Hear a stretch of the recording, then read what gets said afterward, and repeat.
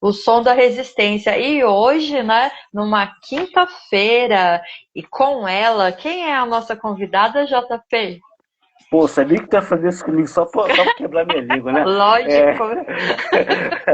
é a professora, mestra e doutoranda em filosofia, futura doutora, né? Maria Luísa da Silva Hanstenreiter. Falei certo, Steinreiter. professora? Falei Falou É certo, né? certo. isso? Ai, meu Eu Deus. sou Nem doutoranda em saía a semana literatura. toda, né? Como é que eu ia errar? Sou Isso doutoranda em aí, a semana literatura, não me toda. comprometo com filosofia, não. Ah, você não, literatura, desculpa. Não me Fala lá Literatura. também. comprometo, não. Bom, pelo menos não errei o nome, né? É. O nome Bora você começar? acertou com maestria. Então é isso aí, galera. Cris, faz a honra da casa aí. Então, a Maria é de Duque de Caxias, né? Ela é mestra e doutorando em literatura brasileira pela UFRJ, professora da rede pública há 26 anos. Ela carrega na voz e na prática o compromisso com a educação transformadora, que valoriza as múltiplas identidades e dá visibilidade à produção intelectual artística negra. Como escritora, Maria Luísa publicou coletâneas desde 2014, sempre dialogando com temas como ancestralidade, resistência e pertencimento. Além disso, atua como palestrante, oficineira, levando debates e formação sobre a cultura e a literatura negra brasileira, educação para as relações étnicos raciais e o papel da escola na desconstrução do racismo estrutural. Com uma trajetória marcada pela paixão e pelo ensino, Maria Luísa é uma voz fundamental na construção de uma educação mais justa, diversa e afetiva, onde o conhecimento é também um ato de libertação. Nossa, Parabéns, eu maravilhosa! também agora, hein? Olha. Seja bem-vinda, professora. É uma honra ter Então, você aqui. Então, para começar, eu gostaria que você se apresentasse, porque falar de você é espetacular, né? Tantos adjetivos, né? Mas nada melhor do que nós mesmos nos apresentarmos, né? Então, faça as suas palavras. Primeiro, eu queria muito agradecer vocês pela receptividade. Vocês realmente têm sido incríveis desde o dia do convite. Eu estou amando conhecer vocês. E eu acho que para além dos títulos, né, que quando a gente se apresenta, sempre vem muitos títulos, né? Para Sim, além sim. dos títulos, eu sou filha da Dona Tânia, do seu Luiz, fui criada ali no centro de Caxias e preparada para que em algum momento eu saísse e retornasse com alguma coisa para retribuir a minha comunidade ali onde eu fui educada, e acredito que hoje é esse papel que eu tenho tentado exercer na educação pública e na educação comunitária, popular, na literatura, porque eu realmente acredito no conhecimento como forma de resgate da identidade mesmo. Acho que é o meu papel na sociedade hoje. E queria muito, nossa, eu estou muito emocionada com o texto de apresentação. Fiquei emocionada de verdade. Obrigada. É Que isso. tudo! Para além das sobrecargas, né, da vida, muita coisa, eu acho que essa é a Maria Luísa. Maria Luísa, o que te motivou a seguir o caminho de literatura brasileira e chegando à pesquisa de mestrado e doutorado? Desde que eu comecei a faculdade, eu queria muito lecionar, né? Eu dou aula desde os 15 anos de idade, muito para ajudar pessoas que queriam passar em alguma prova ou dar uma aula de reforço para uma criança que não estava conseguindo ser alfabetizada só na escola. E aí, quando eu fui para a faculdade, eu sempre quis ser professora. Eu fui para ser professora mesmo, né? Para atuar nas escolas, enfim. E durante esse período eu gosto muito de estudar, sempre gostei de estudar, não é uma obrigação, é um prazer, apesar das vezes, né, a correria, o calendário e tal, ser muito apertado, mas assim, eu realmente gosto, eu me realizo estudando, mas eu queria muito fazer o mestrado e por conta da vida fui fazendo outras coisas, porque pessoas negras e de origem pobre, a gente sempre tem outras questões, né? A gente precisa lutar para ter moradia, lutar para ter sustento, lutar para ter dignidade. Então, eu não saí da graduação e fui direto para o mestrado. Eu não trabalhava com pesquisa até agora, 2021, quando eu ingressei no mestrado. E por que a literatura, né? Eu sempre escrevi, desde criança. Então, eu até tentei me especializar em língua portuguesa, mas eu acho que essa parte das regras gramaticais precisam ter algum fundamento para mim, para que elas sejam aplicadas, porque fora isso são só regras. E eu me apaixonei muito pela literatura escrita por mulheres. Eu gosto muito de ler mulheres, muito, bastante. Durante o período de graduação, eu conheci um professor, professor Carlos Alberto de Carvalho. Ele é bastante conhecido na Baixada Fluminense, e ele é escritor. E ele apresentou para a gente literatura escrita por pessoas negras, né? Escritores negros. E a gente leu a escrita dele e de alguns outros.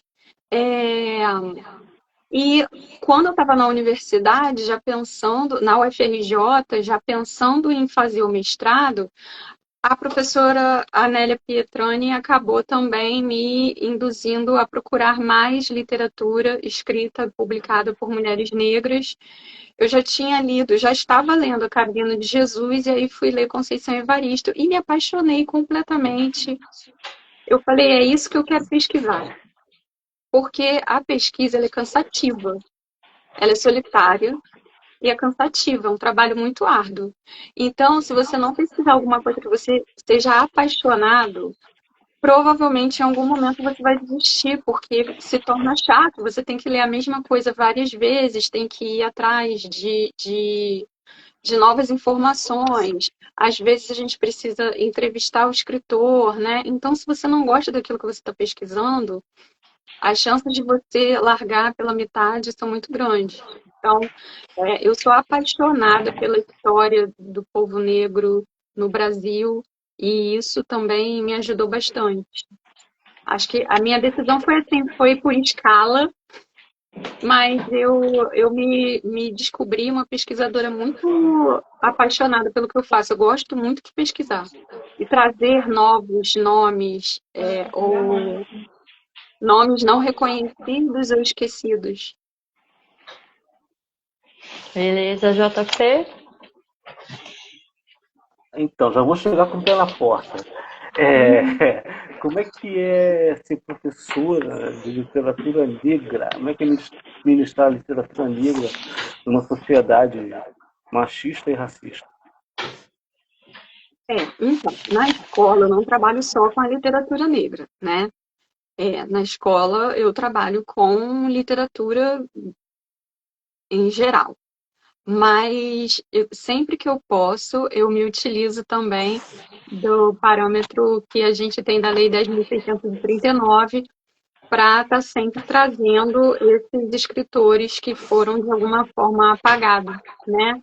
Então, eu trabalho cultura e literatura negra o ano todo, não só em novembro. A princípio, o grande desafio não são as escolas, porque as escolas, eu já sou conhecida na rede, então as escolas já sabem o que esperar de mim quando eu chego, né? Ou a escola onde eu leciono, que eu já estou há muitos anos. O maior desafio são os alunos e, de alguma forma, as comunidades nas quais nós estamos inseridos, porque hoje a gente tem um avanço do racismo religioso muito grande. Então, a gente ainda enfrenta o desafio de convencer a turma de que aquilo que a gente está levando não tem a ver com religiosidade, sabe? Mas em geral a coisa flui, né? Depois das enfrentadas as polêmicas, porque inicialmente temos as polêmicas, né? Enfrentadas as polêmicas, depois as coisas vão fluindo e a gente consegue fazer um trabalho de qualidade. Até consegue, num certo ponto, mudanças de paradigmas, de pensamentos. É importante, acho que é importante a gente continuar dentro daquilo que é possível também, né? Não se sacrificar tanto. Certo. Olha, daqui até o final da live, você vai escurecer muitos fatos para gente, né? Daqui é o termo que você gosta de usar, né? Então, primeiramente, quero que você me escureça o seguinte fato. Resistência e afirmação. Como é que é trabalhado isso na literatura que você ensina? Então, você está falando de escurecer, né?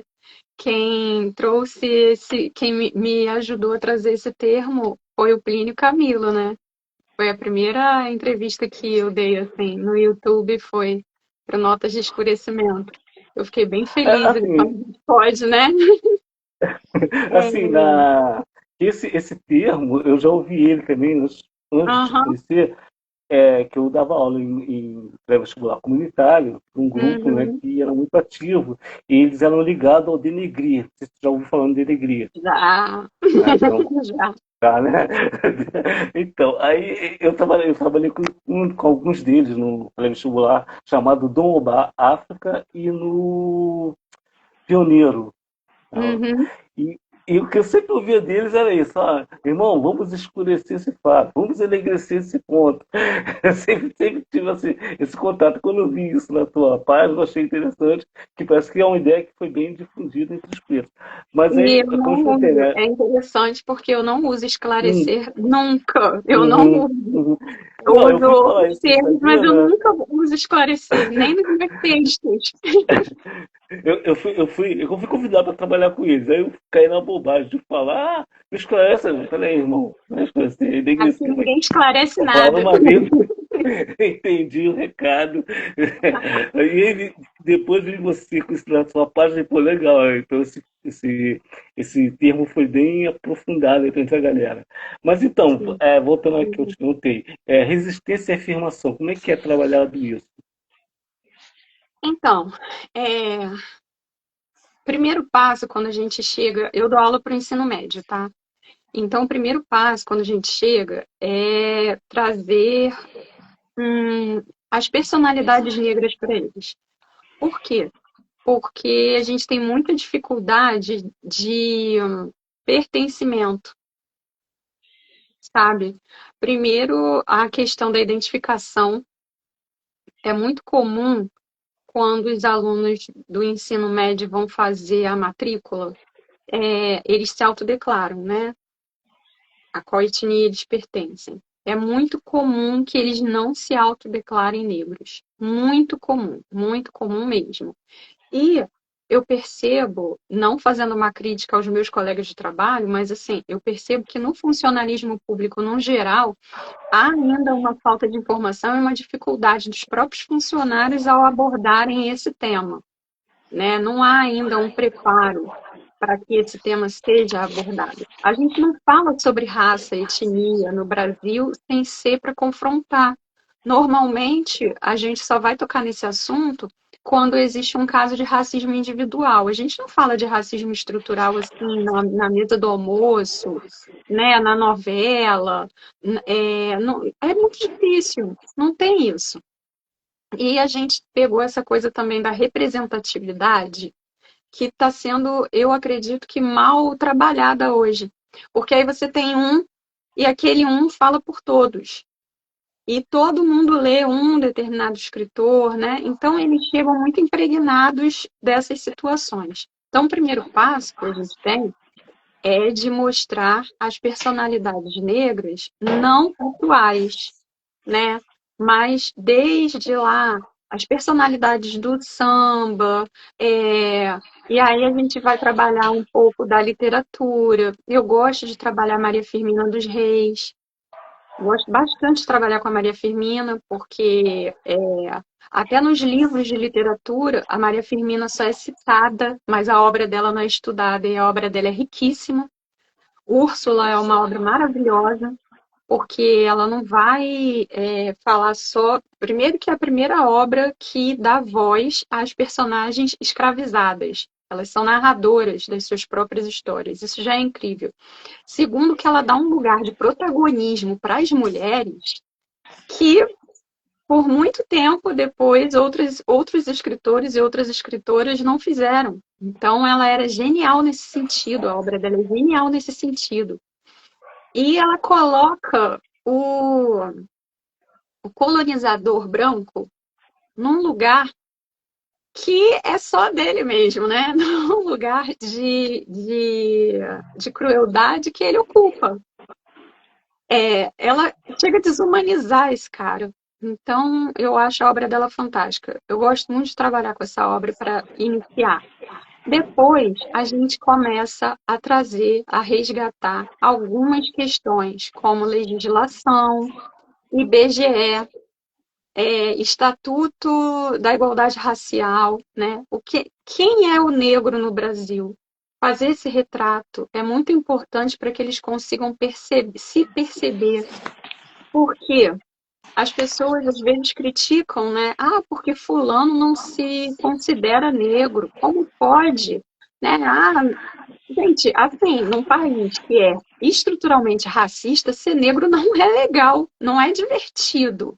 Então, você precisa criar mecanismos para que essa pessoa se reconheça e tenha orgulho dela. Né? Não é um desafio. Existem famílias que vão ter esse discurso de orgulho e vão contar as histórias positivas que nós tivemos, as lutas, as revoltas que nós tivemos contra a colonização, contra a escravização, e tem famílias que não vão conversar sobre isso em casa e que vão mesmo negar a questão da raça. Então, é importante que a escola entra nisso, mas a gente também não pode se aprofundar tanto, porque a lei também é limitada. A lei é bastante limitada, né? A 10.639, que é a lei que a gente usa mais, assim, ela não fala que eu tenha que trabalhar a questão de pertencimento com os alunos, ou de reconhecimento. Ela diz que a gente precisa ensinar literatura, história e cultura. Arte, mas ela não diz que eu tenho que ensinar para ele o que ele é ou deixa de ser. Então, o que a gente faz é transmitir o conhecimento. Como ele vai chegar, vai depender de quem está ouvindo. Existem casos de alunos que entram na escola com pensamento no primeiro ano e saem com outro no terceiro ano. E existem casos de alunos que entram com pensamento no primeiro ano e vão sair com o mesmo no terceiro ano. E isso não pode ser também um parâmetro para o esforço do professor, porque a gente já faz muito com pouco. Né? A gente já trabalha muito numa estrutura que nos dá muito pouco. E eu não estou fazendo críticas aqui aos funcionários, ao funcionalismo público ou à escola na qual eu estou inserida. Eu estou fazendo uma crítica aqui às estruturas que nos dão para que nós possamos trabalhar. Tá? A crítica aqui é a estrutura e não a escola. E não ao CIEP no qual eu estou trabalhando, tá? Só para deixar bem evidente. Vai daí, Cris. Eu queria que você falasse, né, um pouco do papel, né, da literatura negra brasileira e a valorização da identidade e na luta contra o racismo. Então, a literatura ela é bastante importante, primeiro, como eu já falei anteriormente, né, para que eles se sintam representados, para que eles entendam que também podem escrever, Eu acho que é muito importante que os alunos tomem posse da escrita. Eu sempre falo sobre isso nas minhas oficinas, nas lives, nas entrevistas, que eu acredito de verdade que qualquer pessoa possa escrever. É a nossa língua também, então não tem por que a gente fugir dela, tá? É, E eu acho que essa literatura é importante na desconstrução de uma imagem de uma comunidade negra que não se rebelou contra a escravização, contra o processo de escravização, não se rebelou contra o empobrecimento, não se rebelou contra as injustiças sociais. E aí eu faço um adendo aqui que isso não acontece também só na literatura negra, a gente tem a literatura indígena aí também, que resgata culturas que fazem parte da nossa vivência também. Porque, afinal de contas, somos afro-indígenas, né? A gente fala muito da cultura africana, mas somos afro-indígenas, estamos em território indígena. É muito importante que a gente valorize também essa nossa ancestralidade. E E eu é acho super bem, importante, né? Necessário nos tempos atuais, né? Se faz extremamente necessário. sim, e eu acho bem importante também a gente, quando fala assim, eu trabalho com mulheres, né? Com a literatura escrita por mulheres. Essa é a minha pesquisa. Mas em sala de aula eu utilizo escritores homens. Eu gosto muito de trabalhar o Solano Trindade, eu trabalho com CUT, gosto muito, bastante mesmo. Acho que é importante para os meninos também se sentirem representados, mas eu gosto de trabalhar com as mulheres também para a gente discutir a questão do gênero, né? Por exemplo, quando a gente lê trechos do Avesso da Pele, do Jefferson Tenório, e dos textos da Conceição Evaristo, que ela vai falar sobre o comportamento masculino, a gente consegue fazer essa comparação, né? A leitura que um homem tem do comportamento masculino e a leitura que as mulheres têm desse mesmo comportamento, dessa mesma sociedade. Como que isso implica na vida de um e de outro? Porque também vai fazer diferença esses adolescentes, por mais que eles já estejam numa idadezinha um pouquinho mais avançada, né, ali 14 a 18, 19 anos, eles ainda estão em formação. Então, é importante que a gente também fale sobre essas questões. Então, Eu assim, esse queria. atravessamento, raça, gênero, classe, está sempre presente nessas literaturas e isso eu acho bastante importante. Para além de estudar as teorias literárias, a gente também conseguir aplicar essas teorias sociais no nosso dia a dia, para pensar como que essas questões implicam nas nossas questões. E como que tem chegado a questão da literatura dentro das unidades escolares e dentro das periferias? Como que você tem visto essas diferenças? Então, na escola, a gente tem recebido material literário, né? Mas posso falar pelo Estado, sobre o Estado, não posso falar das outras redes, mas a gente tem tido um bombardeio de materiais literários que vem chegando e a gente não tem tempo de planejamento, assim, né? De se estruturar para poder fazer o negócio fluir da melhor maneira possível. E a gente também tem a questão dos salários, né? Que estão muito defasados. Então a gente trabalha tanto que é difícil a gente fazer um planejamento de qualidade para conseguir colocar todas as disciplinas trabalhando o mesmo livro, por exemplo. Sabe? Porque os professores trabalham em duas redes, fazem várias horas extras. Então, poderia ser um trabalho mais efetivo, tá? Se a gente tivesse mais qualidade de vida. Porque quando a gente fala sobre baixos salários, né, sobre salário defasado, o meu salário está defasado desde 2014, quando eu entrei no Estado. E aí, isso implica até na minha alimentação, por exemplo. no transporte, na chegada até a escola, nas horas que eu trabalho. E aí as pessoas não conseguem compreender isso, às vezes pensam assim, o professor deveria ser muito bem remunerado. Mas a professora está estressada também. Como que alguém não vai estar estressado trabalhando 40 horas semanais, 60 horas semanais, fora o tempo de correção de prova, né? Então, isso atrapalha, não vou negar, atrapalha. Poderia estar sendo melhor executado. Em relação às periferias, eu acho que essas festas literárias que têm ocorrido hoje nesses espaços periféricos são muito importantes, tá? Hoje eu participo de um coletivo, o Onofrevo, Marinda Literária, lá em Saracuruna, e esse mês agora que passou eu estava com eles lá numa feira literária, teve sarau. Então, eu percebo que a periferia está tendo acesso não só aos sarais, às batalhas de rima, porque isso tudo também é literatura, né? Isso tudo também é arte, mas também está tendo melhor acesso à leitura. Muitas bibliotecas comunitárias têm surgido. O que eu percebo é que ainda há pouco investimento de alguns governos em relação a isso. Eu ainda gostaria de ver mais feiras literárias na rua, sabe, ao invés de serem em espaços fechados. E alguns escritores conceituados, né? Conceição Evaristo também já falou sobre isso, sobre espaços abertos, né?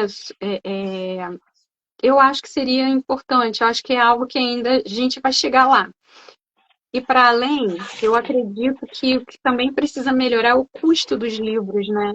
Livro ainda é uma coisa que tem um custo muito alto. Num país em que a gente está lutando para parar de pagar imposto de renda e taxar as grandes fortunas, o livro ainda está caro. É um absurdo. Você é referência em educação, né, com relação às relações étnicos raciais. Quais os principais desafios de trabalhar esse tema dentro da escola pública? Você já falou, tipo assim, já deu uma ressalva de algumas coisas, mas a gente sabe que é bem mais amplo, né? Eu acho que primeiro é essa questão da formação, né? Nem todos os professores recebem a formação para atuar. As leis vão sendo criadas e vão sendo jogadas na gente, assim, meio que de supetão, sabe? Aí a gente tem que se adaptar a elas. Eu acho que esse é um desafio grande. E eu acho que a questão do planejamento ainda também é um desafio muito maior. Porque é isso, assim, se a gente tivesse um período para se adaptar às coisas, né? Acho que depois da pandemia, então, meio que a gente foi. O sistema pensou. Me parece que o sistema fez assim: se eles aguentaram fazer isso aqui, dar aula online, eles agora aguentam qualquer coisa. Aguenta tudo. E isso desde a educação base, né? A educação Desde a básica. educação infantil até o ensino superior, porque eu estou lá na UFRJ, eu vejo os meus professores e a gente vendo os editais também, né, de novos cargos e editais para docentes, e a gente olha assim, os valores dos salários, e você fica assim, gente, para que a pessoa faz doutorado para ganhar isso, né? Porque... E aí, dedicação exclusiva, 40 horas com doutorado, e é o mesmo salário que a pessoa ganha numa prefeitura, só com a graduação. Enfim, é uma desvalorização que ela começa na educação básica e ela vai embora, ela não para. Mas eu costumo dizer que depois que a gente passa a ter acesso, pessoas negras, empobrecidas, indígenas, a galera da periferia, depois que a gente passa a ter acesso a certos espaços, eles sobem o sarrafo. Eles sobem o sarrafo, que é para a gente não conseguir. É levar ao pé da letra o educação por amor, sem. Eu não digo isso porque, assim, A gente está recebendo salário, né? Sim. É baixo, mas a gente está recebendo o nosso salário. Eu não digo assim, educação por amor, né? Eu não acredito mesmo nessa coisa de missão. A educação é minha missão. Missão nada, que eu estou estudando pra caramba. Tá estudando que só. Trabalho aberto, missão nada. Missão a gente faz a hora que dá tempo. Não acredito nisso, não. Mas eu acredito que é isso. Depois que a gente chegou no nível superior e começou a ter maior acesso à pós-graduação, aos cursos de pós-graduação, que ainda são ainda é raridade, né? São poucas as pessoas que conseguem acessar, mas a gente já tem um melhor acesso à pós-graduação no Brasil. Depois que a gente começou a acessar esses espaços, é certo, o sistema vem e fala assim, não, mas ele não se dedicou o suficiente, né? E sobe o sarrafo, que é para a gente não conseguir mesmo, né? Ou se consegue, a gente não tem, a gente não junta dinheiro, não junta patrimônio, não acumula patrimônio com aquele valor que você recebe.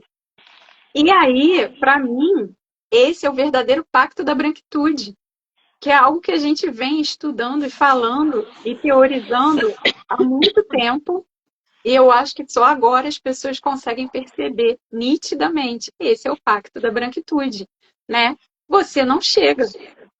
Eles se fecham, que é para a gente não alcançar. A gente consegue alcançar o espaço, mas a gente não consegue acumular bens. Então, a gente vai ficar sempre na base da pirâmide, sabe? A educação, as pessoas tiveram acesso à educação, porque a gente também teve um período muito longo no Brasil em que pessoas negras não tinham acesso à educação, eram proibidas de estudar, e aí os negros têm acesso à educação de nível superior, vão trabalhar e dar aula nas universidades, mas eles vão ganhar menos. E isso é histórico, aconteceu isso durante o processo de escravização. Toma a abolição, traz os estrangeiros para trabalhar, que eu não vou pagar vocês. E a gente teve que se virar, sabe? Isso é histórico no Brasil. Não mudou. Não tem, a estrutura não mudou, não muda. Muda os mecanismos, a estrutura não muda. E chega a ser absurdo, né? A gente vê que tanto tempo se passou, tantas lutas e poucas conquistas. Parece que dá um passo para frente e sempre dois passos atrás, né? Tem que mudar esse conceito de realidade das pessoas.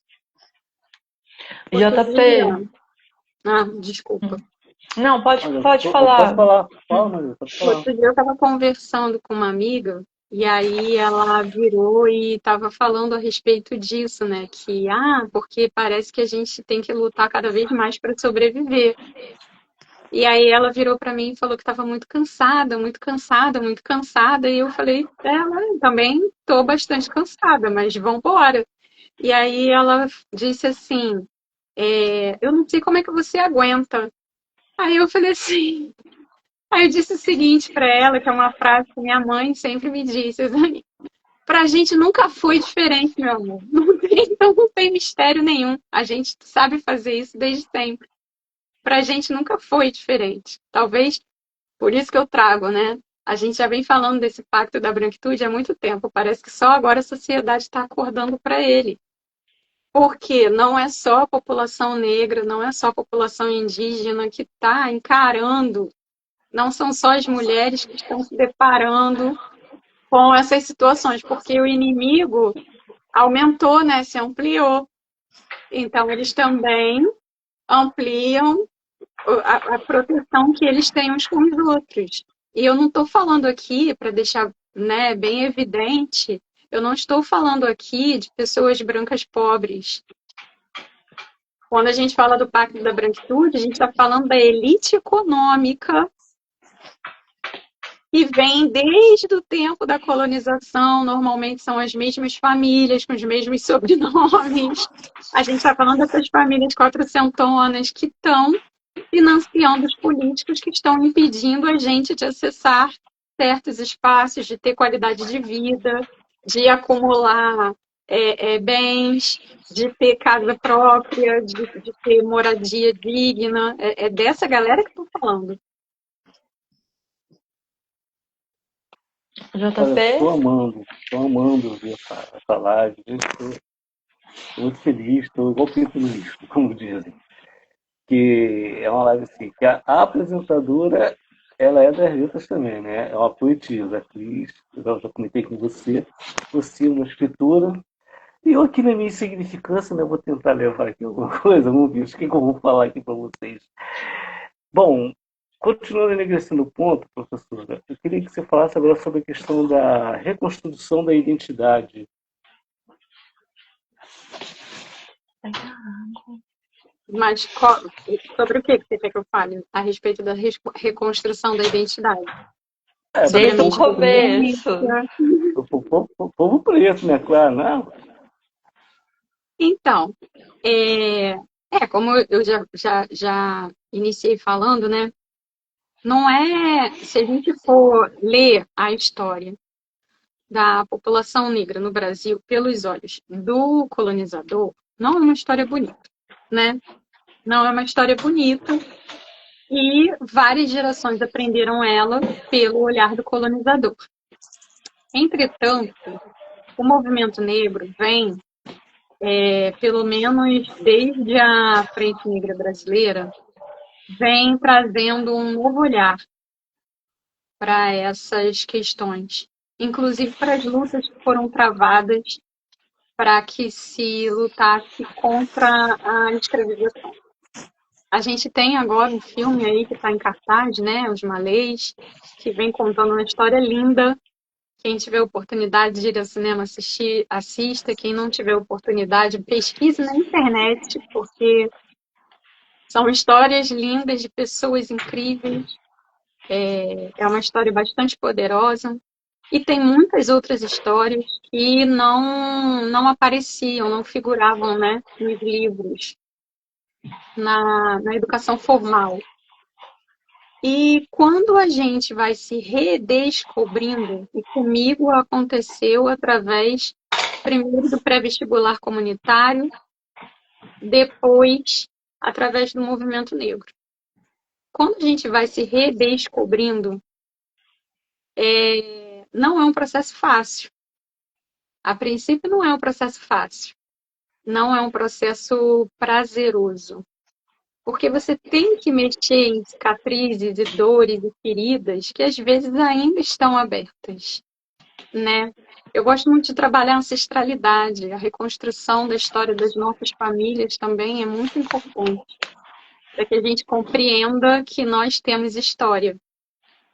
E hoje eu percebo que os jovens têm muitas dificuldades de compreender que eles têm história. Porque eles são muito imediatistas, né? Nesses aplicativos que passam vídeos muito rápidos e eles não têm muita paciência de ouvir, sentar e ouvir a gente.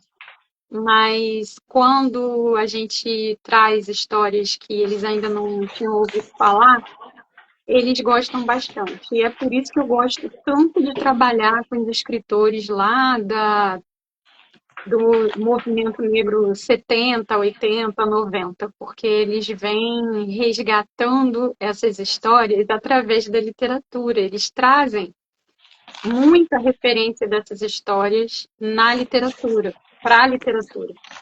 E isso é muito bom para essa reconstrução da identidade, para que eles se valorizem.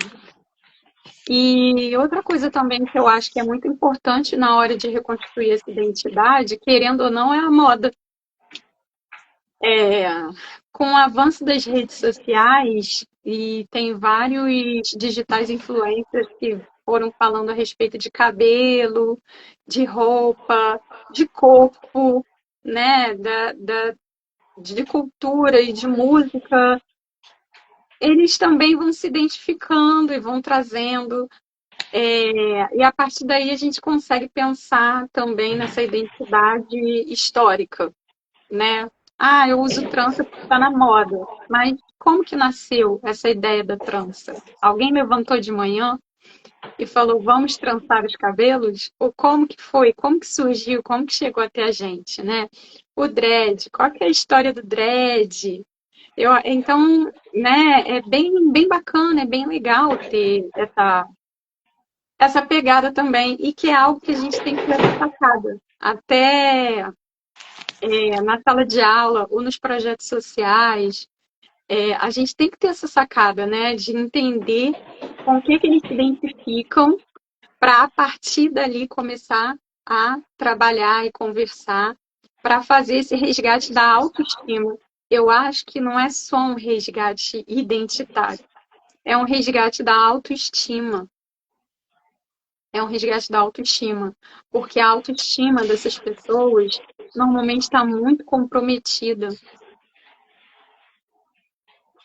JP, dá um salve aí pra galera que tá chegando. Vamos lá, salve o som das quebradas, Divaldão tá aí. Aliás, quero agradecer o Divaldão que tá sempre postando aí nosso material, aí nas redes sociais. Valeu, meu forte abraço. Deixa eu ver quem mais tá aqui. Esse é o Salviano. Salviano, confundi, foi mal. É a idade. Carla Antunes, acho que é a professora Carla, né? Amiga da Maria Luísa, se não me engano. Boa noite, obrigado por você estar aí. Ela é de geografia, Maria Luísa? Sim, a Carla é de geografia. A Carla trabalha comigo na rede estadual e também é professora da rede municipal, especialista em educação especial. Ela fez a mesma coisa que eu, foi incrível. Aliás, ela fez educação, eu vi que ela fez para educação ambiental, né? Estava escrito lá. Bom, boa noite para o Bruno. Ana Cláudia está sempre com a gente aqui. Boa noite. A Ana Maria, a Maria Rosa, né? Hoje é o dia de Maria. A Maria está sempre aí com a gente. Aliás, Maria, ontem eu vi sua live lá com a Ana Maleico, tá? Mandou bem. Representou. E é isso, galera. Se alguém quiser fazer pergunta para a professora, ela não vai ficar zangada, ela vai responder. Bora fazer perguntas para nossa convidada. Não se sintam constrangidos. Com certeza. E Cris, vamos dar um momento rasteirinha, professora? Não te ouvi. Ai, meu Deus. Vamos fazer um momento rasteirinha com a professora? Vamos falar do primeiro livro dela? Já que todo mundo que vem aqui sempre faz alguma coisa, se é cantor, canta, se é dançarino, dança, a professora vai recitar uma poesia pra gente, pode ser? Boa! Ó, eu vou recitar uma que está nesse livro aqui, Cartas para Elas, volume 2. Foi um poema que eu fiz em homenagem às minhas avós. Mais uma Maria. Maria Paula Benzedeira, com mãos cheias de graças, foi a primeira que nos abençoou. Maria Augusta seguiu o irmão. Vieram de muito longe. Novo destino traçado, nova vida, nova missão. Maria dos Anjos pagou um preço alto. Curou no seu próprio ventre as dores causadas pelo colonizador. Maria Antônia fez o contrário. Com muita liberdade, seus seios nos alimentou. A outra Maria abdicou do nome, traçou novos rumos, escolheu o caminho pelo qual andou. Diferente foi sua história, pois através da maternidade, nesse mundo se afirmou. Eu sou mais uma Maria, construtora de minhas próprias pontes, curo-me ressignificando as memórias de dor. Para cada batalha tivemos uma vitória. Cada momento de solidão serviu para a execução daquilo que já foi sonho e hoje é presente provedor. Agradeço a cada uma pela independência recebida e de posse dessa liberdade peço a bênção de minha mãe e minhas avós queridas. Nos protejam mulheres benditas, em nome do sagrado amor, dom da vida. Que tudo! Galera, cadê o coraçãozinho para a professora? Muito lindo! Aí que ela merece. Que isso. Maria Luísa, é o seguinte, quando a gente estava conversando em off, né, aí sobre a questão da pronúncia do seu nome, né, Reiter, que é alemão, se não me engano, né? Você falou uma coisa que me chamou muita atenção, né? Você agradeceu o interesse em querer falar a pronúncia correta do seu nome, que era muito importante para você, aquela coisa toda. E a segunda parte que chamou a atenção, você disse, não é porque eu não sou um homem branco, você não vai querer que meu nome seja pronunciado. Isso acontece muito com você, as pessoas têm aquele quê de espanto, que não é espanto, é espanto entre aspas. Olha só, sobrenome alemão na preta, rola isso. Então, esse sobrenome já me colocou em muitas situações vexatórias. Quando eu era adolescente, quando eu era criança, era o meu apelido na escola, né? Era Rastenreiter. Todo mundo me chamava de Rastenreiter, aí tinha um professor que brincava comigo, meu professor de matemática, o professor Luiz, que eu amava, aí me chamava de Rasta-Rasta. Tinha essa brincadeira, que para mim não era um problema, mas assim, eu nunca tive contato com essa provável família alemã, né? A gente não sabia a origem, só sabíamos que vinha da família do meu pai. Na adolescência, quando eu mudei de escola, eu fui estudar na FATEC, aí os professores já me perguntavam, né, da onde tinha vindo o sobrenome e tal. Alguns professores já entendiam, falavam alguma coisa a respeito, mas na fase adulta foi complicado, porque aí as pessoas já começaram a perguntar, a Exato. fazerem perguntas bem assim, desagradáveis, né? Já me perguntaram se eu era adotada, já me perguntaram se esse sobrenome era do meu marido, mesmo sendo, né, eu sou uma mulher solteira, e aí as pessoas perguntam, seu marido?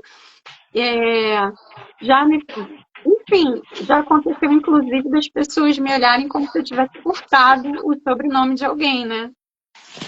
E uma coisa que chama atenção é que a gente teve, por exemplo, um ministro da educação, que eu não vou citar o nome, mas era um nome bem mais difícil do que o meu.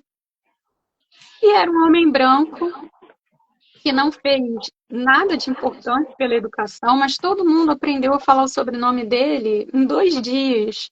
Foi só ele surgir. E aí eu fico sempre com essa questão, né? Por que que o meu é difícil?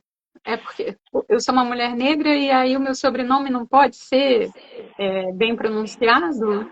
Eu tenho que ficar o Silva, as pessoas já decoram porque já é de praxe. Agora o Rastenreiter é difícil.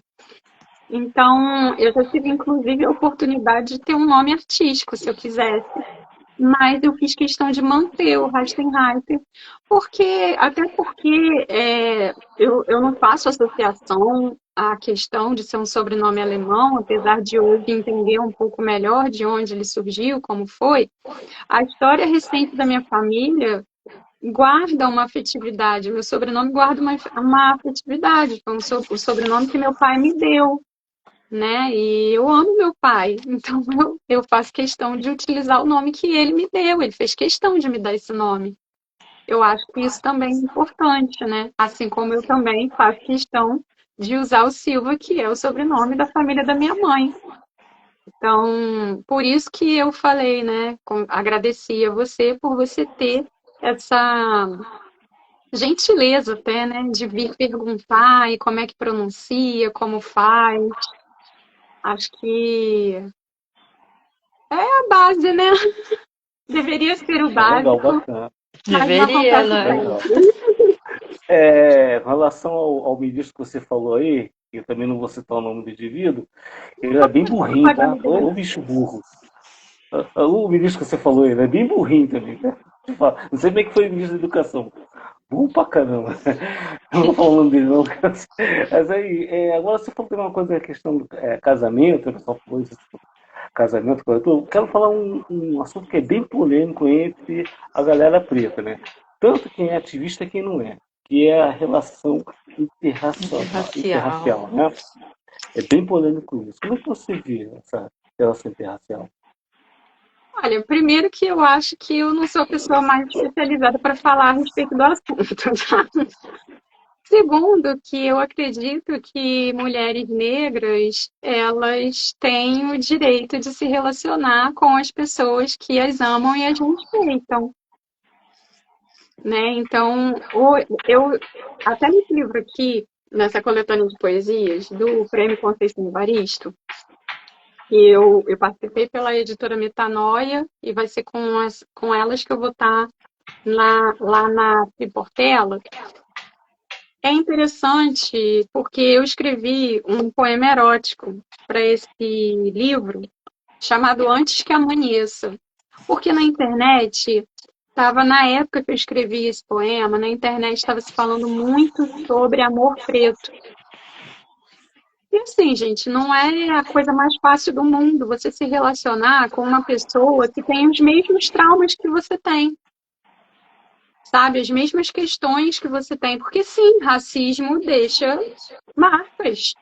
Não tem como uma pessoa negra dizer que ela não tem nenhuma questão, sabe? Nós temos várias questões que vão influenciar nos nossos relacionamentos. E aí eu utilizei várias teóricas até. Algumas referências, não os nomes das teóricas, né? Até Antes que Amanheça é um título da Cris Sobral, da Cristiane Sobral também. Então eu acabei utilizando várias referências que falam sobre amor, a Bell Hooks e outras teóricas que vão falar a respeito dessa questão da solidão da mulher negra, enfim. Eu acredito que a gente já passou por muitas questões para ter o tempo inteiro as nossas atitudes questionadas, né? É lógico que toda relação interracial, todas elas, são atravessadas pela questão do racismo, que é estrutural. Todas as relações são atravessadas pela questão do racismo, que é estrutural. Vai atravessar as relações. Como que a outra pessoa, que é a pessoa branca ou é a pessoa não racializada da relação, vai lidar com isso e como que ela trata você nessa história, sabe? Acho que essa é a parte importante. Porque a gente percebe, principalmente no meio acadêmico, pessoas negras, quando têm um alto grau de instrução, ou que conseguem ascender socialmente, é muito comum que se relacionem com pessoas brancas, porque ela está num meio que é um meio embranquecido, então ela vai se relacionar com quem está ali no meio com ela, né? Nos anos 70, 80, 90, ali o movimento negro também teve muita gente que se relacionou com pessoas brancas. Isso não era tão discutido quanto é discutido hoje, sabe? E com tanta veemência. Eu não tenho problemas em relação à análise, eu tenho problemas em relação à análise de casos, porque aí a gente pega uma pessoa, começa a analisar aquela pessoa, trata a pessoa como se ela não pudesse se relacionar com mais ninguém, e isso, né, causa algum estranhamento. Mas é importante também, politicamente, que já que a gente está conseguindo ascender socialmente, que a gente se mantenha entre os nossos para a gente poder também fazer acúmulo de bens, né? E ter futuramente uma sociedade preta que não esteja só ali na base, né? Também democratizar isso. Então, tem várias nuances. Acho que é um assunto que tem muitas nuances, não dá nem para a gente responder numa pergunta só e nem assim numa live. Minha pergunta foi assim, sobre a sua opinião, e você já deu, foi legal. Agora, Cris, quer falar alguma coisa? Posso Sim, perguntar? eu quero perguntar para você qual o caminho que você enxerga para a educação antirracial, antirracista, né, real, que vá além do discurso hoje. Porque hoje se fala muito, né, mas é discurso, mas e a realidade dos fatos? Eu acho que enquanto a gente colocar a incumbência de uma educação antirracista na escola, a gente não vai ter resultado palpável, sabe? Assim, a gente não vai ver uma realidade diferente, né? Não vamos, não vamos. Porque eu até estou num coletivo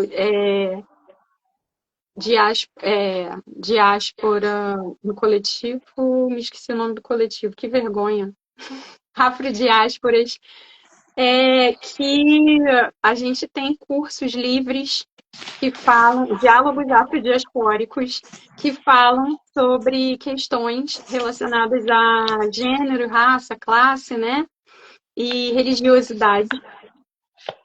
E a gente percebe que muitas pessoas que não têm nível superior estão ali tentando aprender, tentando se engajar, mas a gente percebe também que tem muita dificuldade, como eu disse lá no início, a gente tem muita dificuldade em relação às famílias, né? Então, enquanto a gente não se educar enquanto sociedade, se perceber enquanto sociedade que a gente precisa se educar, isso a coisa não vai mudar, a coisa não vai avançar, porque é isso, é mais uma incumbência da escola, né? E a gente, por mais que a gente tenha muitos mecanismos, ainda temos pouco tempo com essas crianças, com esses jovens, com esses adolescentes, então não é o suficiente, a gente precisa fazer uma educação transformadora de base.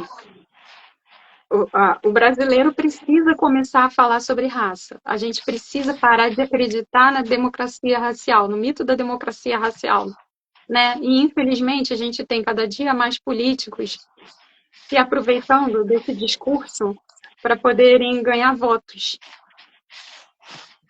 né? E tentando resgatar nomes de heróis que nunca foram, nunca salvaram ninguém. Então, acho que a gente ainda precisa trabalhar melhor isso. Só vejo futuro para a educação antirracista depois que as pessoas começarem a conversar sobre raça abertamente em vários locais diferentes, com foco em se educarem e não educar a outra pessoa, não educar o outro, mas a gente se educar, né? Eu tô sendo racista? Até que ponto? Até que ponto eu sou antirracista? Acho que a gente também tem que questionar o tempo inteiro, porque no Brasil ninguém é racista, ninguém se assume racista. Até quando a gente percebe aí as falhas, os erros que a gente aponta, olha, você errou, não é assim. Os pedidos de desculpas são sempre no lugar de sofrimento. O racista sofre. Quem sofreu o racismo, não. Nunca é a vítima. Então, a gente também precisa pensar assim, nessas questões que são bem, bem de base ali, para a gente pensar em ser um país antirracista. Sem falar naqueles discursos, né, que sempre vem acompanhando. Ah, porque meu marido é frio. Ah, minha mulher é fria. A minha Ah, avó, minha irmã é fria. não tem uma avó. Tem a avó, tem o pai, tem o pé. Mas você não é criatura. Meu Não, Deus. que eu sempre digo assim, bem, o meu avô era alemão. Não, eu quero que os privilégios. Cadê? A professora Carla deixou um recado aqui. A primeira educação vem de casa, da família. A escola vem no segundo momento. E aí, Porque eles professora? passam mais tempo, né, com a família, então a família é sempre. Eles sempre ouvem mais os pais, as mães, né, as pessoas que estão ali próximas a eles, do que uma professora que chegou do nada ali dentro da sala de aula. Bom, já que a Até gente ter passou esse vínculo. nesse prisma, vamos falar de uma coisa assim, que não tem como deixar de falar, né? Que está em pauta também. O tal do racismo reverso, meu Deus. Para, né? Você quer apoiar, né? Eu acho que pior do que racismo reverso, porque já é um assunto antigo, né? O racismo reverso já está ficando fora de moda. Eu acho pior Mas do que estou o falando, tem gente eu que acho está ainda, né? Ainda Resistindo. continua, ainda tem E, pô, gente que ainda acredita nessa volta e meia, alienação. volta e meia eu vejo uma parada aqui, o cara fala, queria ver se fosse o contrário. As minhas postagens, então, pô. Queria ver se fosse o contrário. Eu falei, gente, eu nem respondo mais, eu pensei. Fala aí, professor. Eu acho Desculpa te pior que o interromper. racismo reverso é esse movimento da partitude, né? Que está estragando muita coisa. Esse eu E não conheço. aí suscita, né? Essa questão da partitude suscita muito. Existe um movimento Pai. político que tenta dividir pretos e pardos, né? Porque aí o movimento negro perde força, porque a gente perde em quantidade, né? E raramente eu converso com uma pessoa negra de pele clara que, como eu, não tenha sofrido algum tipo de racismo também. Entende? Dependendo do ambiente que a gente que a gente esteja, então, isso é tão evidente, tão gritante, tão violento quanto é com uma pessoa preta. Isso tem muito a ver com colorismo, não, professora? Tem a ver com colorismo, mas eu acho que a gente precisa pensar muito nas artimanhas do colonizador, gente. Pelo amor de Deus. O colonialismo está aí. A gente está lutando contra o colonialismo. A gente não tem que lutar entre nós. Sabe? E hoje mais vivo do que nunca, né? A gente está vendo ali na prática. A gente não precisa lutar entre a gente. A gente precisa lutar contra um inimigo comum. Eu acabei de falar agora aqui do Pacto da Branquitude. Isso faz parte do Pacto da Branquitude, né? Você ensina. Eu costumo dizer o seguinte: muitas famílias utilizaram o clareamento como estratégia de sobrevivência. Estratégia de sobrevivência. Não é romantizar. A gente não pode romantizar a coisa assim. Durante o período em que a gente vivia eugenia aqui no Brasil, sabe? Você clarear a família era quase uma regra para sobreviver. Então, assim, a gente não precisa se orgulhar disso. Mas a gente também não tem que ter vergonha. Não tem que ter vergonha, sabe? E aí essa questão, racismo reverso, pardo não é negro, o branco que se diz pardo, eu acho isso tudo tão cansativo. É estressante. Para mim é muito cansativo. Eu costumo nem responder quando as pessoas me falam. Eu costumo não responder. Tem gente que chega para mim e me pergunta: você acha que eu sou parda? Você acha que eu sou negra? Eu não acho nada, eu não tenho que achar nada. No Brasil a gente se autodeclara. Se você não sabe, você vai ler, vai estudar. Porque nem está no meu papel, nem está na minha obrigação.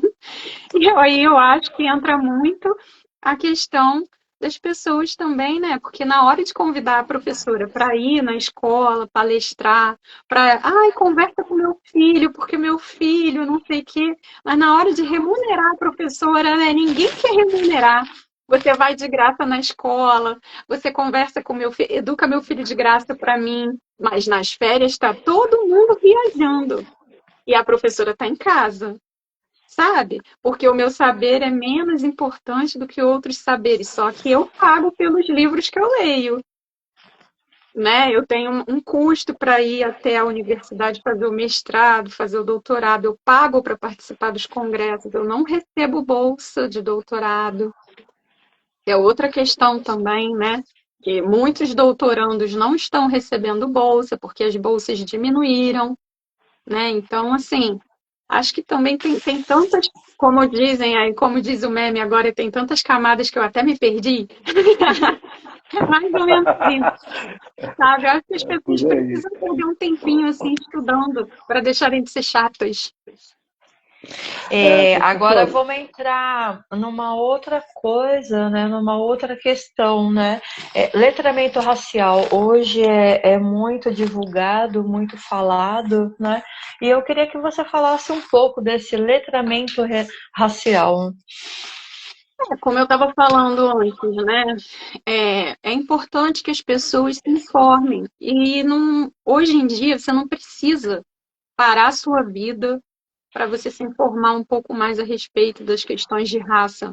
Você faz uma pesquisa rápida na internet e já aparece um monte de informações, sabe? Eu vejo que as pessoas têm dificuldade de se racializar. Só que a sociedade já nos racializou. Eu acho que é isso que as pessoas não conseguem compreender, né? Não adianta você virar e falar assim, colocar na sua cabeça, né, introjetar que você faz parte, faz parte de uma determinada etnia. Se você não faz parte dela, né? Vai ser só você sozinho, porque a sociedade já nos racializou. Os únicos que não foram racializados foram os brancos. Agora que os brancos começaram a ter que dizer que são brancos, verbalizar que é branco.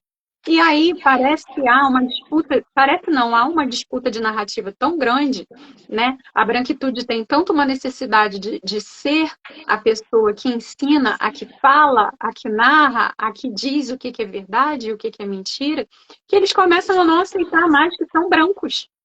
E aí inventam que são de outras etnias às quais eles não pertencem, sabe? Aí começa a dizer, aí vai lá no racismo reverso, na avó preta, no marido negro, sabe? E é cansativo isso, porque aí parece que a gente tem que estar todos os dias recomeçando do beabá, tudo de novo. E eu só sou professora mesmo no horário de trabalho. Então é isso. Letramento racial passa muito por aí. Na educação básica, educação infantil ou entre amigas, a gente sempre percebe isso, né? Que parece que as mães querem colocar na cabeça dos filhos que eles são coisas que eles não são. E aí eu acho que é muito importante, por exemplo, na literatura, a gente tem muitos livros infantis que vão trazer personagens negras. E essa iniciativa não é para educar as pessoas brancas, é para dar pertencimento às crianças negras, às famílias negras. Elas precisam se sentir pertencentes, sabe? Elas precisam entender que elas são crianças também. Então, é para isso, né? Não é para o teu filho, que é branco, começar a querer ser negro quando crescer, porque isso não vai acontecer, né? Não é para você querer ser outra coisa. É para todo mundo se aceitar do jeito que é, perceber a potência que existe na diversidade e o quanto que a gente pode valorizar a potência e a história de outras pessoas. E é só isso. Não precisa problematizar tanto, sabe? É tão simples, né? É uma questão tão simples que acaba ficando assim, é tão maçante, né? É aquele lance lá que muitas das vezes o óbvio não precisa ser dito, né? Só que hoje em dia até o óbvio precisa ser desenhado e não é entendido. Acho que é isso. Apesar de Professora, perceber que, assim, as pessoas estão falando mais sobre o assunto, né, do que, por exemplo, quando eu era criança, a palavra racismo não era dita, não fazia parte do nosso vocabulário, né, e hoje eu percebo que as pessoas já falam abertamente sobre esse assunto, mas eu acho que ainda precisa melhorar mais, né, e pensarmos também que a questão racial ela não começa só com, ela não deve ser estudada e antecipada só pela questão do racismo, né? O ser negro não deve se limitar a ser alguém que sofre com o racismo. O Nego Bispo fala que quando a gente sai do lugar de sofrimento, quando a gente não sofre, o colonizador não entende. Eles ficam doidos, né? Porque a gente saiu desse lugar de colonizado, que a gente não está sofrendo. E aí, eu acho que essa é aquela. Eu acho que a gente consegue substituir até por aquela frase, né? Quando a senzala aprende a escrever, a ler e a escrever, a Casa Grande pira. Eu acho que quando a gente aprende a não sofrer, a Casa Grande pira de verdade. sem Bom. dúvida. Professora, fala um pouquinho assim sobre lugar de fala, que é também uma coisa muito, né, falada, lugar de fala, e o antirracismo praticado pelos não brancos. Você acredita na sinceridade disso? Brancos ou pessoas não negras? Os não negros, desculpa, me equivoquei. Pessoas não negras. Vamos lá. A Djamila Ribeiro tem vários vídeos falando a respeito do lugar de fala, né? Quando ela escreveu o lugar de fala, inclusive, quando a gente faz a leitura do livro, a gente percebe muito que é um livro voltado para pessoas não negras, né? É um livro educativo, pai. E existe hoje um mau uso do termo, né? Vamos dizer assim. Porque o lugar de fala, ele não é sobre quem pode falar. Ele não é quem pode discursar a respeito de, mas quando eu devo discursar a respeito de. né? A Maria Firmina dos Reis, e por isso que eu vou dizer sempre, eu sempre vou citá-la, mulher fantástica, se a gente for pensar lá na época que ela estava vivendo, né? Mulher preta abolicionista, escritora preta abolicionista, no Maranhão. Ela tem um conto chamado A Escrava, em que a narradora é uma mulher branca. Úrsula também é uma protagonista branca, né? Mas essa narradora de A Escrava, ela é uma mulher branca, macinhá, né? Uma mulher branca, rica, privilegiada, que resgata uma mulher escravizada e o filho dela, né? E conta a história dessa escrava que estava sofrendo. Ela morre por conta do sofrimento da escravidão. E essa mulher narra essa história com uma sensibilidade e ela faz um chamado à sociedade escravagista a repensar essas atitudes, a repensar o processo de escravidão. A gente fala muito sobre o Machado de Assis, que o Machado de Assis foi um abolicionista, né? Incrível, estava ali ligado à família real, enfim, teve uma influência muito grande na luta abolicionista. Mas a Maria Firmina, ela faz isso para o público leitor dela. Então eu gosto muito de usar esse conto quando eu vou falar sobre lugar de fala. O lugar de fala é o lugar que você deve ocupar para lutar contra injustiça social, gente. E você não deve ensinar, e aí eu acho que é nisso que a gente falha.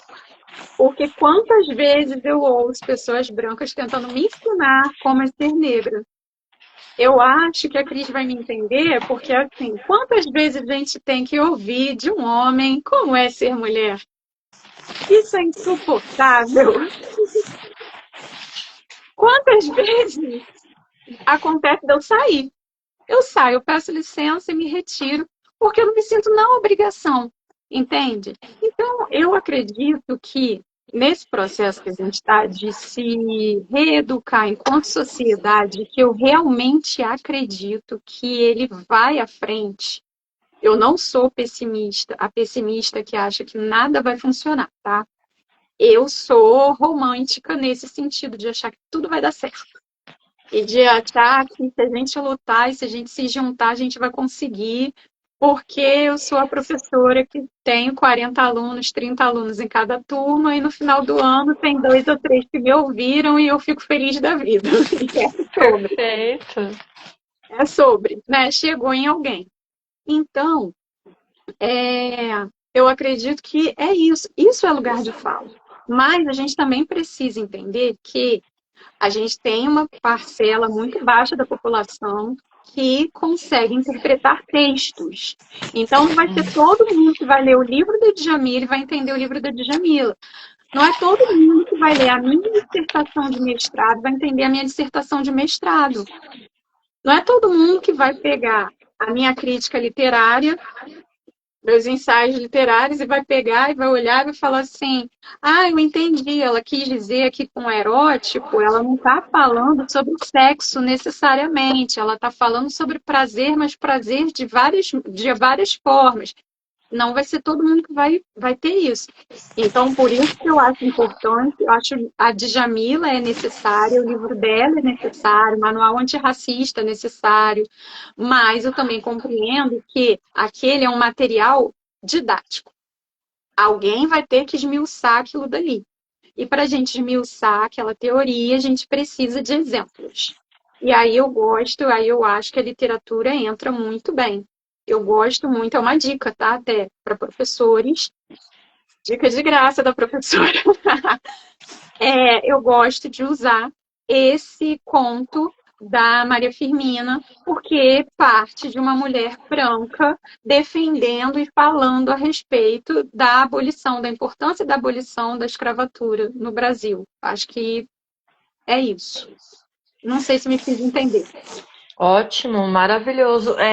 Sua fala é extremamente necessária porque muitas pessoas, como a gente sabe, não tem essa interpretação, né, de entender que o lugar de fala é o lugar do conhecimento também, né? Quando você está na luta e você conhecer isso, não quer dizer que você pertence ali, mas e sim que você está numa luta e você tem conhecimento da causa. E é isso que muitas pessoas não entendem. Sim, e também não se calar diante das injustiças, né? Acho que Sim. principalmente é não se calar diante de uma injustiça. E aí não é só a questão racial que entra, né? Se eu tô, como já aconteceu comigo, né? Eu tô na rua e eu vejo um policial abordando um menor de idade, eu, enquanto professora, me coloco ali perto para ver no que vai terminar aquilo dali. Porque se o policial usar de violência contra aquele adolescente, aquele jovem, eu me sinto na obrigação de intervir de alguma forma, não me colocando em risco, mas gerando provas de que aquele agente público não está agindo de boa fé, né? Um homem, eu vejo um casal discutindo na rua, a mulher está em risco, eu percebo que ela está em risco, ou eu vou buscar ajuda, ou então eu fico ali de prontidão, porque se acontecer alguma coisa mais grave, né? Se eu tenho um amigo, eu percebo que o meu amigo está sendo, e eu vou usar agora uma palavra mais popular, né? Está sendo um escroto com uma mulher com quem ele está se relacionando, eu vou virar para ele e vou falar, olha só, não faz isso não, porque assim, isso que você está fazendo é machismo, isso diz mais sobre o seu caráter do que sobre o caráter dela, né? Então, essas questões, isso tudo engloba a questão do lugar de fala que a Djamila trouxe para gente. É a questão também da empatia, né? Do se colocar no lugar do No outro, lugar do né? outro. Perfeito, isso mesmo. JP, mais perguntas? Ah, tem, mas também tem que ser da professora que ela amanhã vai trabalhar, né? Não sei se ela está disponível para falar tanto, né? Mas, tipo assim, tem tanta pergunta, gente, que dentro dessas questões, a gente até sai um pouco da literatura, né? Mas, assim, voltando um pouco lá atrás, você falou que as pessoas hoje leem pouco, e hoje você pega a condução, né? Você pega um trem, você pega um ônibus. Antigamente, eu lembro que a galera lia muito, né? Desde o jornal dos esportes ou até o Povo. Aqui, aí em São Paulo, é tipo aquele Notícias Populares, aquele jornal que você escrevia, saía sangue. O povo lia alguma coisa, tá entendendo? O Povo, o jornal, essas coisas assim. Pô, eu Hoje é só no lembro muito desse celular. jornal. O povo, né? Se escrevia, saía sangue. Então só tinha tragédia. Mas lia. Tá, beleza, tudo bem, não vou discutir a qualidade da coisa. Hoje em dia você vê a internet, os caras só estão no celular e eu duvido muito que alguém está lendo alguma obra literária ou coisa parecida no celular. É o Zap Zap, a futilidade. Né? E como é que a gente faz, cara, assim, para incentivar, né, a leitura e principalmente dar o protagonismo para os escritores pretos? Então, E fatalmente, se você chegar para uma comunidade, se você perguntar, eu acredito que isso vai acontecer. Quem é a Conceição Evangélica? Ninguém vai saber dizer. Eu vi muito. Alguns casos ali. Agora, se perguntar quem é o Vinícius Júnior, caramba, todo mundo sabe quem é o cara do futebol. Como é que a gente combate isso? Então, JP, Ou eu eu vou estou ser obrigada equivocado? a discordar um pouquinho de você, Por tá? favor, discorda. Em que sentido? A gente era um país de analfabetos. Então, hoje, as pessoas leem muito mais do que liam, por exemplo, na época da Carolina de Jesus, quando ela lançou Quarto de Despejo. E ela vendeu pra caramba, best-seller. Por quê? Porque as pessoas tinham curiosidade de saber como era a favela. Quem lia queria saber como era viver na favela, né? Ela aguçou muito a curiosidade das pessoas.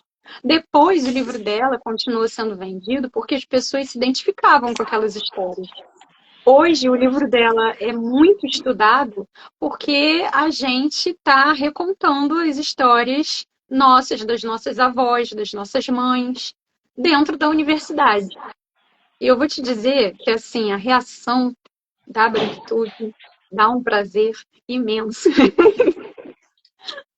sabe? A gente chegar lá e ler na íntegra, do jeito que a Carolina escrevia, e estudar como uma linguagem própria da autora. Porque se o Ariano Suassuna fazia isso, né? Por que que a Carolina não podia fazer? Então, eu acredito que hoje a leitura não está mais escassa do que foi em algum momento, não. Eu acho que as pessoas estão lendo. Tem até pesquisas que falam sobre isso, né? Saem todo ano pesquisas a respeito, ou a cada 2 anos, falando a respeito da leitura. Hoje, por exemplo, o brasileiro leitor está lendo muito sobre religião, né? Está lendo a Bíblia ou está lendo o livro da sua própria religião. Então, esse já é um índice muito bom para gente. Segunda coisa, a Conceição Evaristo, a Ana Maria Gonçalves. Gente, a Ana Maria Gonçalves está ocupando a cadeira da Academia Brasileira de Letras com um livro de quase 1.000 páginas, né? Então, assim, a galera está lendo essas autoras, né? Eu pesquiso a Conceição Evaristo, no mestrado eu pesquisei Conceição Evaristo, Miriam Alves e Geni Guimarães. Essas escritoras estão sendo lidas. A Geni, por exemplo, trabalhando com sendo muito lida com a literatura infantil dela até hoje.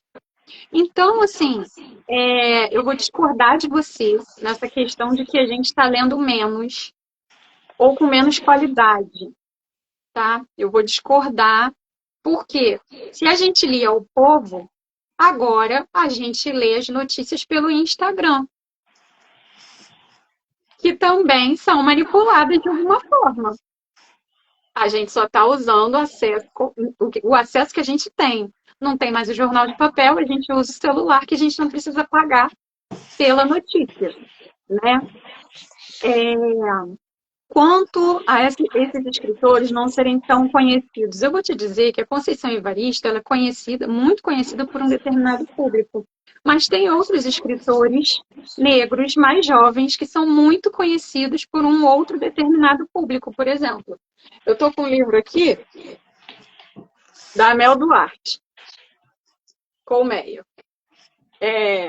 A Mel Duarte, ela começou no slam. Quando eu cheguei na escola com a poesia de slam da Mel Duarte, muitos alunos meus já conheciam a Mel, e eu não conhecia ela tão profundamente quanto eles, porque eles acompanham batalha de rima, eles vão... Então, a periferia está chegando, está tendo acesso. Como esse acesso está ocorrendo, é que são elas. Tá? Eu acho que a discussão precisa ser essa. Oralidade também é poder. Conceição Evaristo já falou isso. Oralidade também é poder. A escrita é poder, mas a oralidade também é poder. A gente não pode abandonar uma coisa para pegar outra. A gente precisa focar nas duas, até porque nós somos orais, né? Então, eu acho que o principal hoje é dar acesso à população a tudo, sabe? A tudo. Porque dando acesso a gente vê o que acontece depois, a gente vê o que acontece no final. Tem muitos, na Bienal do Livro eu percebi que os escritores mais ovacionados eram muito famosos na internet, e eu nunca tinha ouvido falar em alguns deles. Mas a galerinha, os adolescentes conheciam. Então, acho que também tem espaço para todo mundo aí. A gente só precisa pensar em qual público a gente está focando. E o bom da internet é isso, né? Hoje tem a liberdade, né, de você buscar vários outros nomes, né? Não é só aquele que era fornecido dentro das escolas, né? Hoje esse acesso faz com que nós conhecemos muito mais da literatura, né? E a galera jovem se interesse muito mais através de slam, né? Que é a literatura ali presente na forma oral. Uhum. Eu acho que também é importante a gente pensar nisso, né? Que a nossa literatura ela parte de uma oralidade. E aí a gente não pode simplesmente pegar e falar assim, o que não está escrito num papel não é literatura. Também não é isso. Não é assim que a coisa funciona. É lógico que a ansiedade de consumir coisas rápidas faz com que eles não tenham muita paciência para ler. Sim. E tem muita dificuldade também de interpretar textos, né? Deixa eu falar aqui. Bom, primeiro agradecer pela professora que discordou de mim. Que legal, que bom.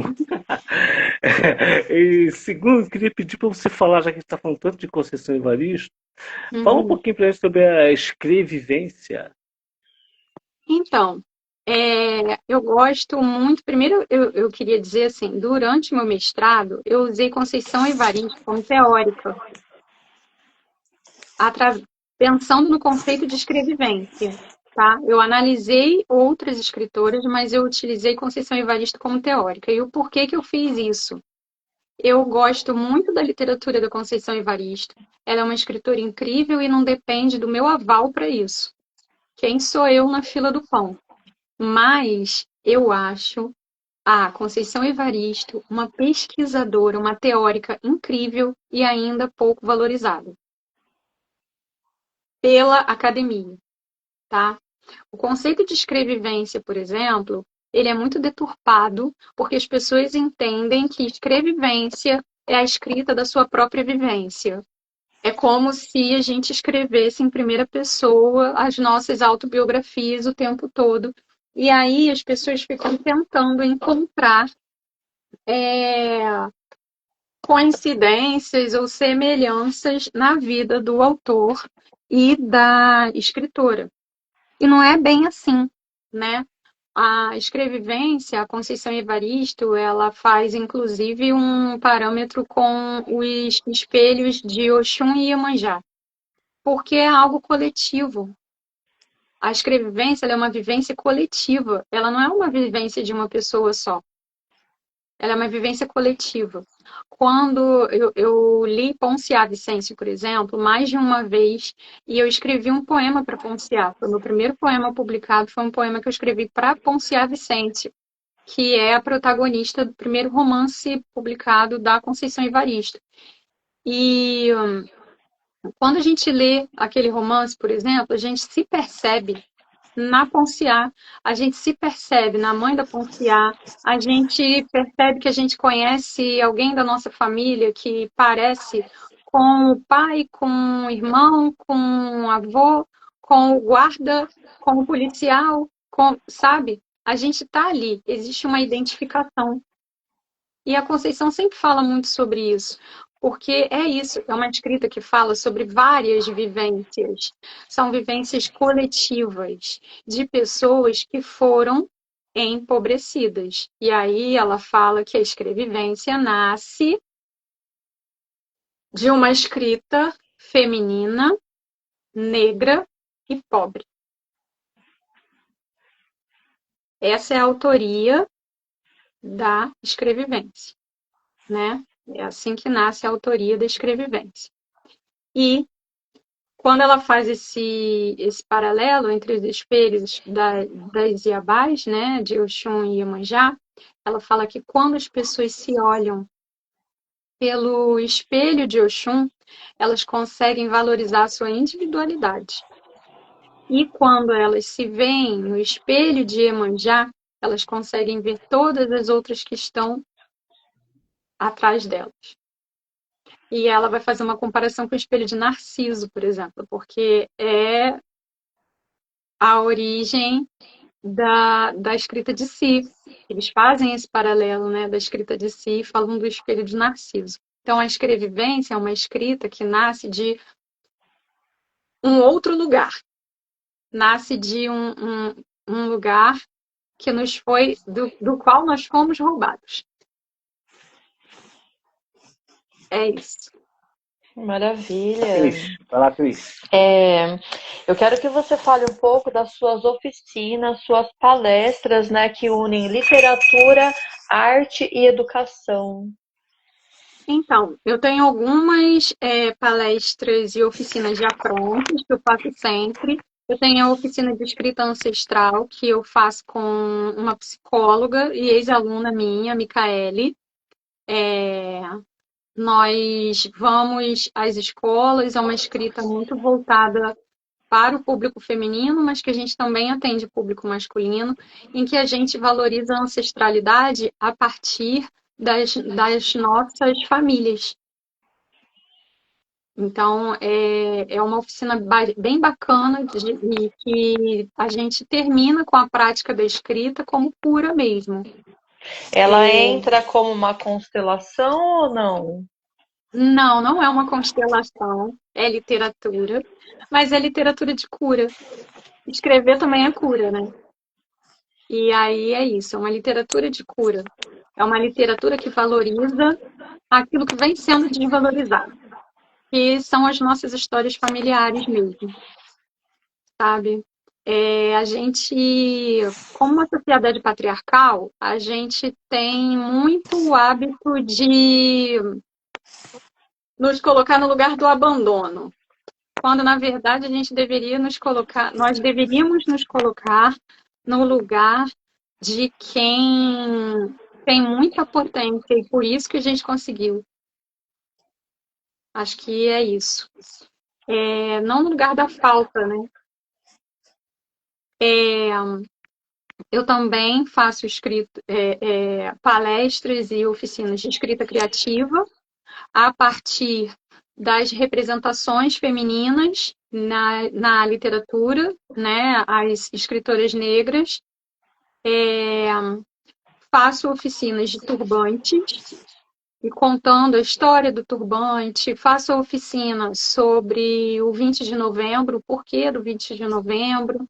Faço oficina de abaiomis, também valorizando a cultura negra, mas trazendo a técnica da Lena Abaiomi,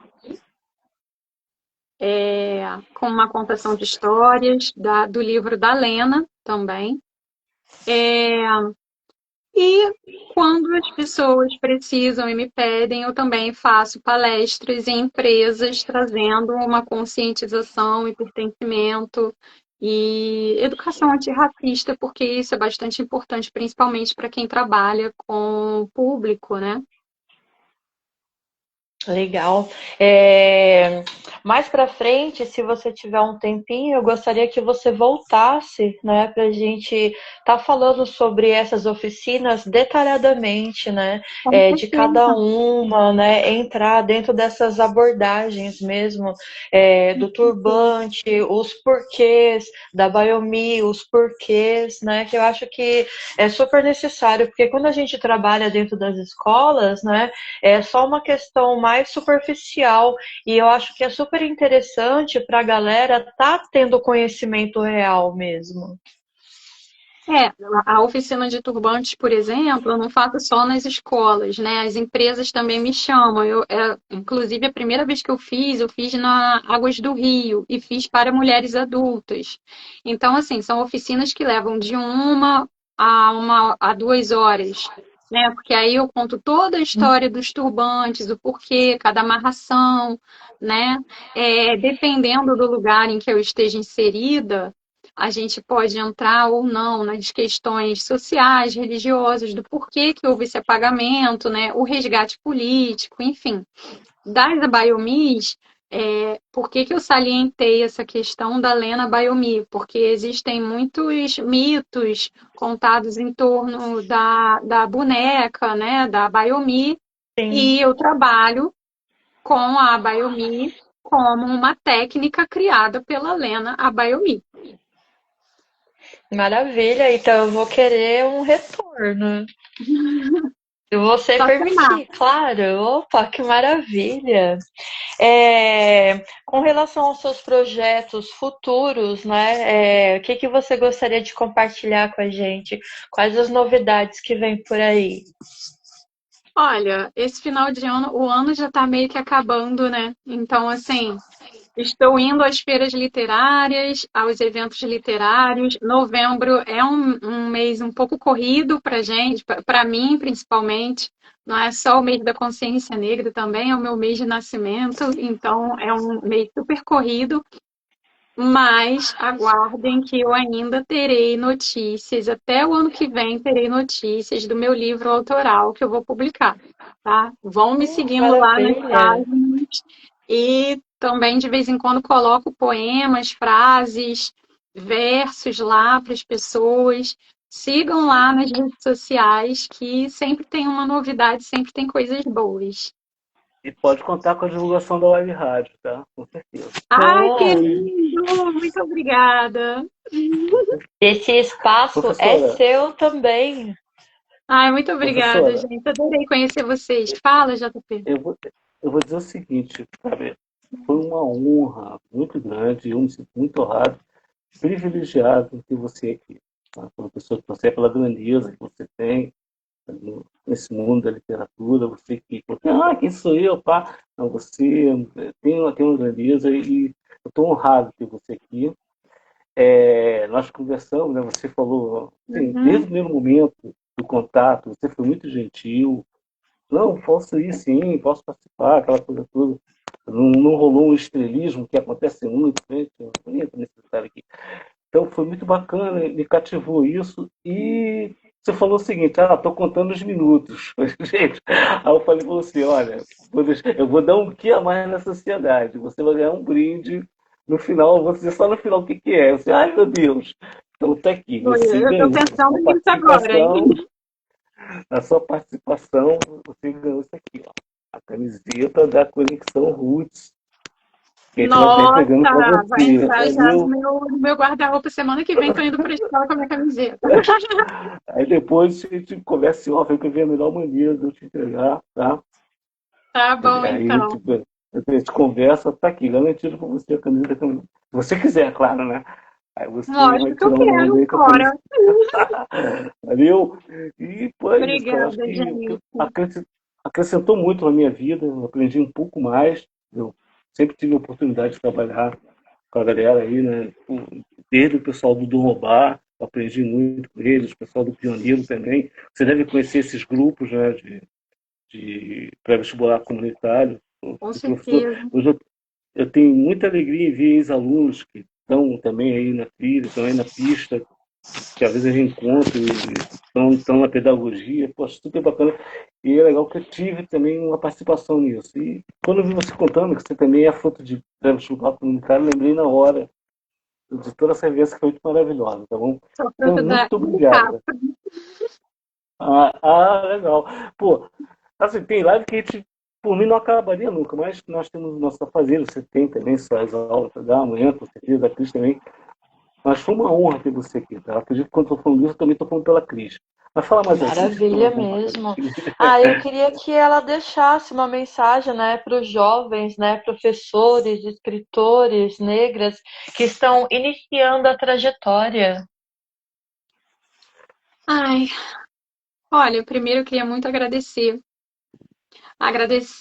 essa galera mais nova que eu acredito mesmo nesse processo de ensino-aprendizagem que é troca. Eu gostaria muito de agradecer a, a, a vocês por me receberem, porque a gente também aprende, é sempre uma troca, eu sempre aprendo uma coisa nova. E assim, um recado que eu deixo é: faça aquilo que te dá prazer. Faça o que te dá prazer, porque a gente precisa reaprender a sentir prazer. Então, acho que esse é o recado que eu deixo. Faz aquilo que te dá prazer. JP?